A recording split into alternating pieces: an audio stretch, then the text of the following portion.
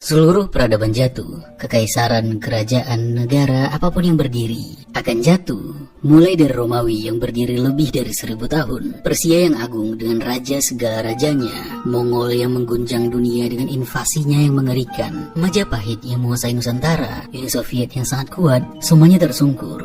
Bahkan Mesir yang bertahan selama 3000 tahun juga tunduk pada waktu yang tak terbatas. Semuanya hilang, semuanya hancur, semuanya lenyap. Beberapa berubah menjadi peradaban lain, beberapa lainnya hangus jadi debu.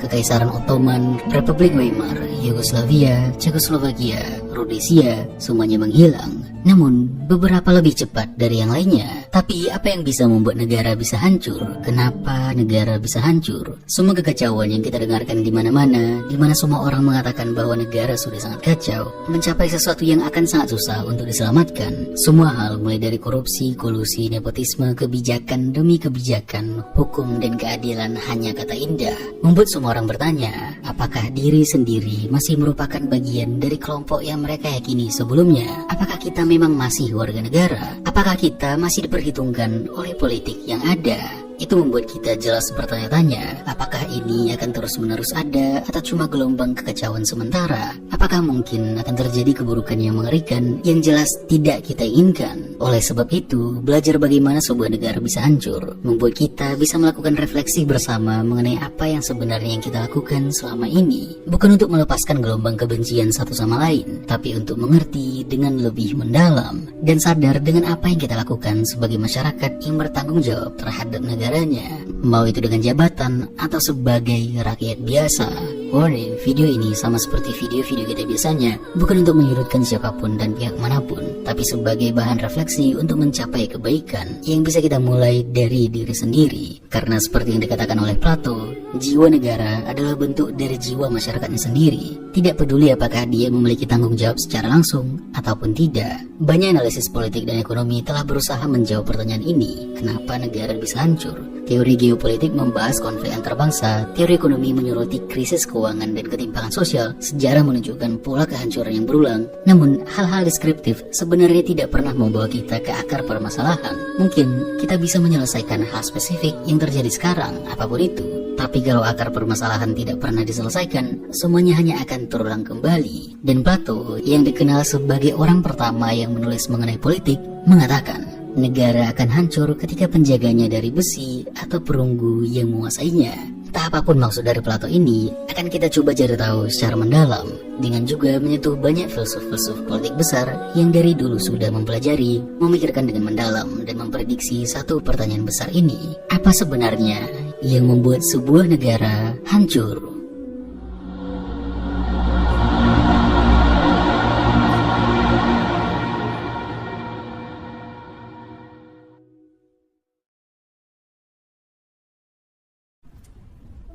Kejatuhan negara jarang atau mungkin tidak pernah terjadi tiba-tiba. Tidak ada yang runtuh dalam satu malam karena satu peristiwa tunggal. Tapi itu adalah akumulasi dari banyak kesalahan-kesalahan sebelumnya yang mungkin kita anggap kecil, tapi ternyata memberikan pengaruh yang sangat besar terhadap kehancuran negara secara perlahan, yang membuat negara membusuk dan pada akhirnya menyebabkan kehancuran. Mulai dari Romawi yang hancur karena kemerosotan moral dan budaya, krisis ekonomi dan inflasi, militer yang lemah, dan korupsi sampai pada akhirnya diturunkan oleh Odoacer. Prancis dengan korupsi, sistem pajak yang tidak adil, hutang negara, pemerintahan lemah, dan pada akhirnya penggulingan Raja Louis ke-16. Baghdad yang mulai meninggalkan ilmu pengetahuan, fragmentasi politik, semua berebut kekuasaan, sampai pada akhirnya diambil alih oleh Mongol. Dinasti Qing dengan pemerintahan korup dan mandek, inovasi teknologi dan ekonomi diabaikan, pemberontakan tidak terkendali, dan pada akhirnya revolusi menjatuhkannya. Dan masih banyak lagi. Semuanya tidak pernah karena satu hal, tapi kumpulan banyak hal yang membusuk dan menghancurkannya dari dalam. Pada awalnya, negara berdiri dengan tujuan menjaga kesejahteraan bersama, memastikan keadilan, dan melindungi kepentingan publik. Namun, yang paling sering memberikan kejatuhan adalah ketika moral sudah runtuh, apalagi di tangan mereka yang memegang tanggung jawab. Hukum digunakan untuk melanggengkan kekuasaan, ekonomi menguntungkan mereka yang sudah kaya, dan birokrasi bukan untuk melayani rakyat, tapi bentuk kontrol terhadap mereka. Negara berubah dari amanah menjadi komoditas. Menurut Plato, degenerasi dari ke sebuah pemerintahan dalam bentuk apapun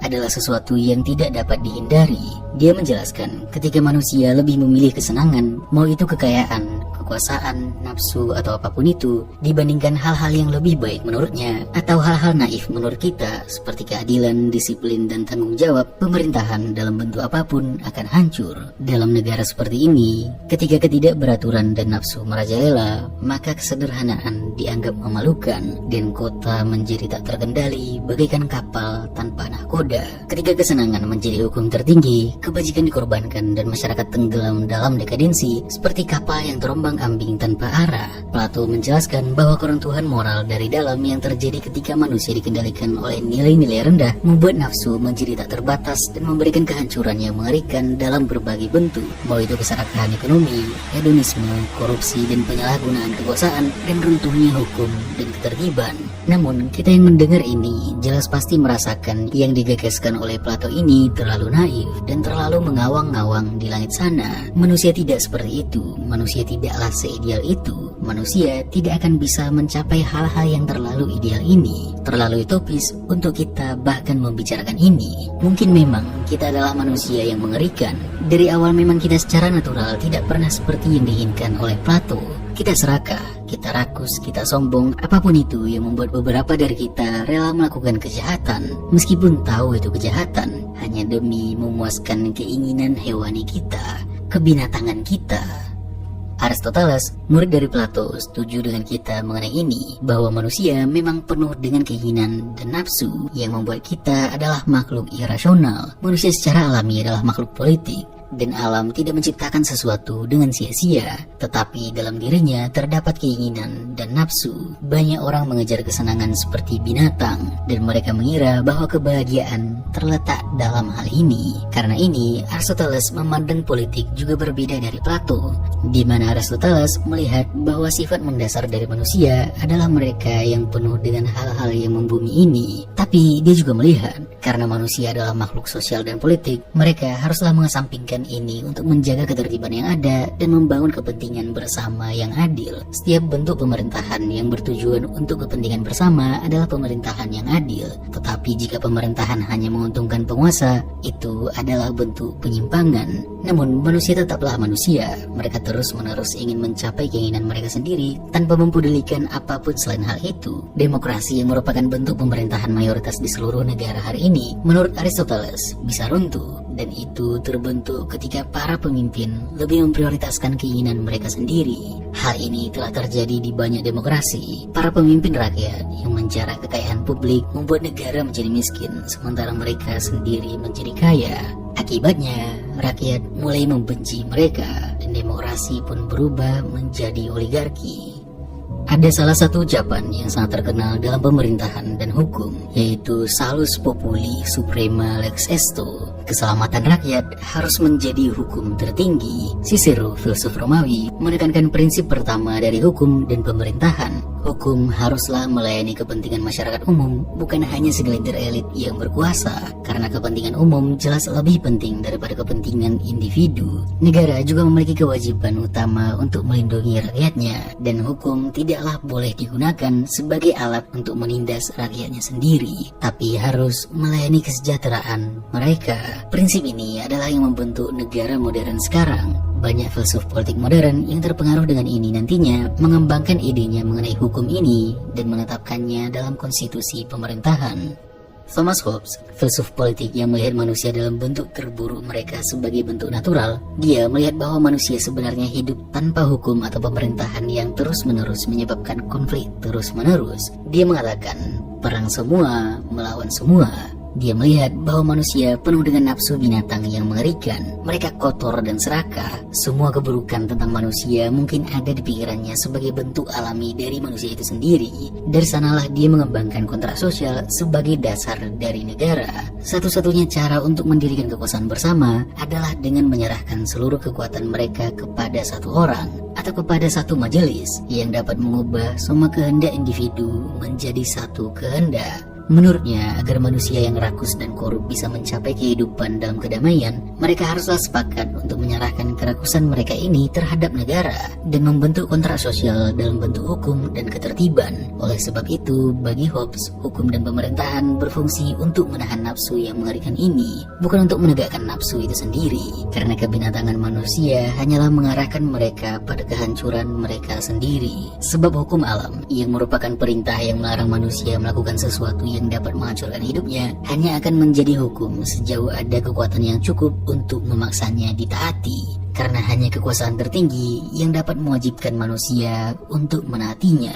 Locke dan Rousseau, dua filsuf yang terpengaruh oleh Hobbes dan paling berpengaruh dalam pembentukan hampir seluruh negara modern saat ini, meskipun melihat sifat alami manusia sangat berbeda dari Hobbes, mereka meminjam kontrak sosialnya dan mengembangkannya, di mana manusia harus membentuk kontrak sosial, di mana kontrak ini seharusnya dilindungi oleh pemerintahan, dan dengan itu ketertiban, keamanan, perlindungan hak asasi manusia, dan kebebasan sejati akan terwujud. Idealnya, di mana hukum berhenti, di sanalah tirani dimulai. Jika hukum dilanggar untuk merugikan orang lain dan siapapun yang berkuasa melebihi batas yang diberikan kepadanya oleh hukum, serta menggunakan kekuasaannya untuk melakukan sesuatu yang tidak diizinkan oleh hukum, maka dia berhenti menjadi seorang penguasa yang sah dan bertindak tanpa otoritas, serta dapat ditentang seperti siapapun yang menyerang hak orang lain dengan kekerasan. Salah satu turunan dari rule of law ini adalah equality before the law. Namun sayangnya, kondisi real tidak selalu mencerminkan cita-cita supremasi dari hukum ini, yang membuat negara bukan sebagai negara hukum, tapi negara kekuasaan. Dan Rousseau yang mengatakan bahwa kehendak hukum haruslah menjadi hukum tertinggi, dan hukum yang tidak adil bukanlah hukum. Tetap saja, sifat alami manusia mengalahkan kekuatan dari hukum ciptaan mereka sendiri. Ketika kontrak sosial dipermainkan demi keuntungan beberapa orang, sebagian besar orang jelas akan merasa teralienasi dan menganggap bahwa negara bukan lagi menjadi bagian dari diri mereka sendiri, tapi hanya alat dari beberapa orang untuk mengeksploitasi mayoritas. Seperti yang diprediksi para pemikir sebelumnya, kontrak sosial yang tidak dihormati hanya akan membawa sistem menjadi tirani. Montesquieu yang sadar dengan sifat mendasar dari manusia yang rakus dan mengerikan, mengatakan bahwa ketakutan haruslah menjadi satu-satunya yang mengendalikan manusia.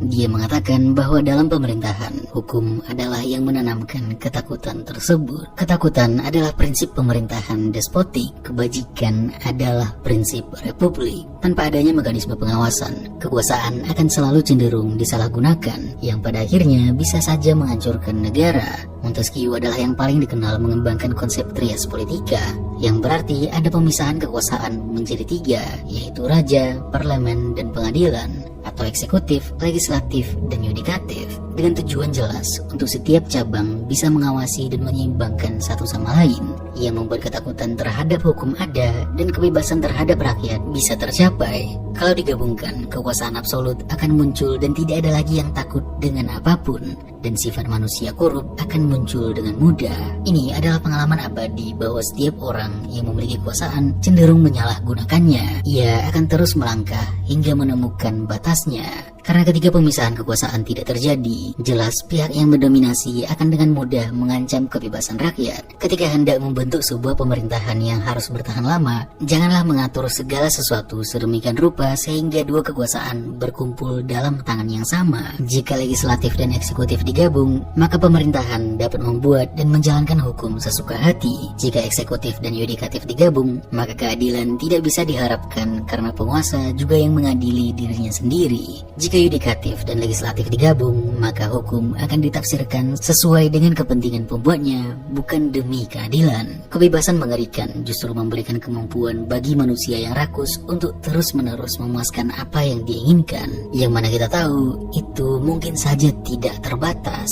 Karl Marx meskipun membahasnya dalam ekonomi kapital, kebebasan yang memberikan hierarki antara pemilik modal dan buruh, di mana pemilik modal yang mendapatkan kekayaan, bahwa mereka akan terus-menerus melakukan itu dan menciptakan ketimpangan sosial yang mengerikan dan bisa saja mengarah pada kehancuran. Dia menjelaskan, kapitalisme dalam pengejarannya terhadap akumulasi tanpa batas menciptakan krisisnya sendiri dengan menghasilkan terlalu banyak kemiskinan di satu sisi dan terlalu banyak kekayaan di sisi lain.